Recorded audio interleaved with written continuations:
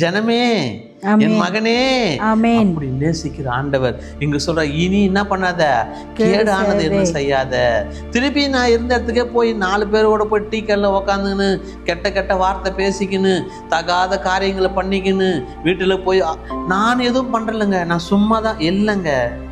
எனக்கு ரொம்ப பிடிக்கும் அந்த வசனம் சொல்லுவார். 2 யோவான் நினைக்கிறேன், 2 யோவான் 1ஆம் அதிகாரம் 10ஆம் வசனம். ஒருவன் உங்களிடத்தில் வந்து இந்த உபதேசத்தை கொண்டு வராமல் இருந்தால் அவனை உங்கள் வீட்டிலே ஏற்றுக்கொள்ளாமலும் போதும், அவனுக்கு வாழ்த்துதல் சொல்லாமலும். ஆண்டோடைய வார்த்தை பார்த்தீங்களா?